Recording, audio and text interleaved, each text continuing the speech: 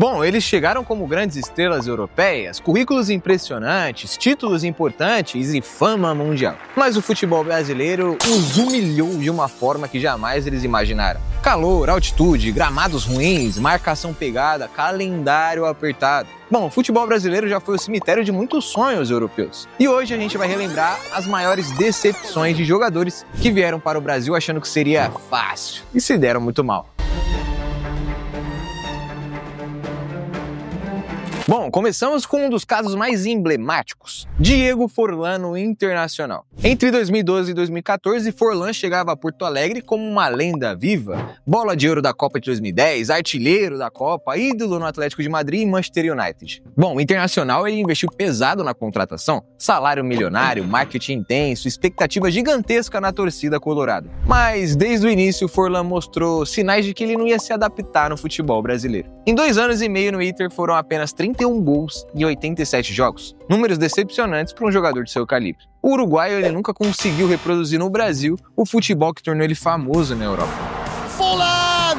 Oh, magical by Diego Forlán! Parecia que ele estava sempre um passo atrás do jogo, tá ligado? E apesar de alguns momentos bons, especialmente na Libertadores de 2012, o Forlán nunca justificou o investimento feito pelo clube. Em 2014, deixou Porto Alegre discretamente, voltando ao futebol uruguaio. Uma passagem que foi bem longe das expectativas. Bom, na próxima posição a gente tem Nicolás Anelka, que protagonizou um dos vexames mais bizarros da história. Janeiro de 2014, Atlético Mineiro anuncia oficialmente a contratação de Nicolás Anelka, um ex-Arsenal, Real Madrid e também Chelsea. O francês ele chegava como uma grande contratação para a disputa da Libertadores após o título histórico de 2013. Anelka assinou o contrato por 5 meses. O salário era milionário. Ele teve a sua apresentação marcada e então simplesmente não apareceu. Dias se passaram, semanas, e o Anelka não se apresentou no clube. Ele não deu satisfação, não respondeu ligação, nada. O Atlético teve que ir atrás do jogador na França e ele alegou problemas familiares. Bom, ele nunca mais deu notícias. Esse aí foi igual aquele bolo que você tomou da menina que você gostava na época da escola, tá ligado? Bom, e o resultado disso foi um contrato rescindido sem o Anelka nem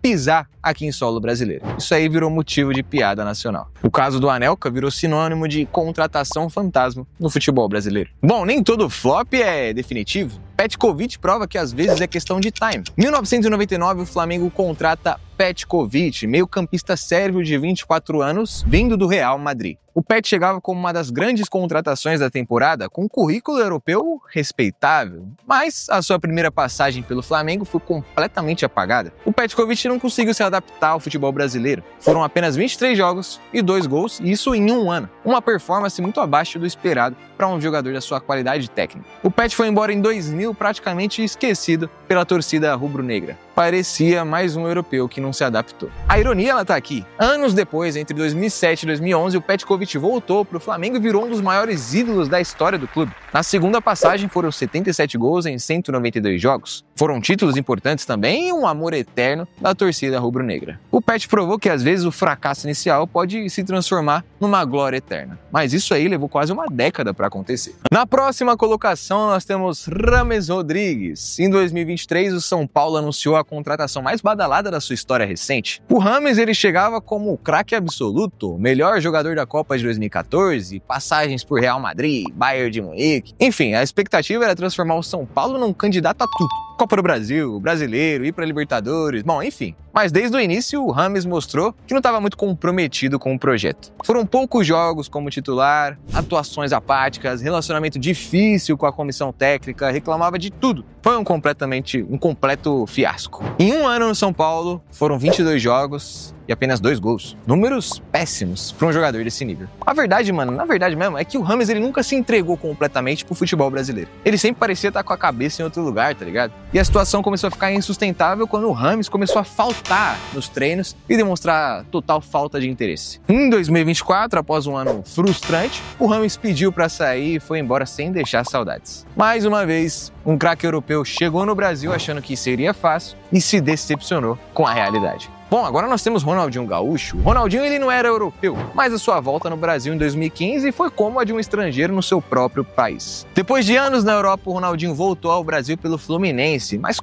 completamente fora de ritmo. O jogador que encantou o mundo no Barcelona e no Milan chegou no Rio pesando muito mais do que o ideal e claramente sem preparo físico. Nas primeiras semanas, o Ronaldinho mal conseguia completar os treinos físicos. A imprensa noticiou constantemente a sua falta de forma. E em campo, ele era uma sombra do que ele foi. Tava lento, sem explosão, perdendo muito lance que antes ele resolvia facilmente. Bom, a torcida do Fluminense inicialmente estava empolgada, é claro, mas começou a demonstrar uma impaciência com o baixo rendimento do bruxo. Durou um pouco mais de 2 meses no tricolor das Laranjeiras, saindo sem grandes conquistas, na verdade sem gol, sem assistência e com a sensação de uma oportunidade perdida. Ronaldinho mostrou que nem mesmo a bruxaria está imune ao tempo e à falta de preparo adequado. Bom, na próxima colocação nós temos outro brasileiro que se tornou estrangeiro em casa, Adriano Imperador. Depois dele brilhar na Europa, o Adriano chegou no Corinthians em 2011, já com sérios problemas pessoais e físicos. O Corinthians investiu uma bala na contratação do Imperador, esperando recuperar o artilheiro que conquistou a Itália. Mas o Adriano chegou visivelmente acima do peso e também sem condicionamento físico adequado para jogar de forma intensa, além de uma lesão bem grave no tendão de Aquiles. Bom, em relação aos treinos, eles se tornaram problemáticos. O Adriano ele tinha dificuldade para acompanhar a preparação física, ele chegava atrasado e também mostrava muita falta de comprometimento. Em campo era irreconhecível, o jogador explosivo da Inter tinha se tornado lento e sem a potência característica do famoso Imperador. A situação do Adriano se tornou também insustentável rapidamente. Em 1 ano, o contrato foi rescindido. Adriano representou um dos maiores talentos desperdiçados do futebol brasileiro, incapaz de superar os seus demônios pessoais, tendo 8 jogos e 1 gol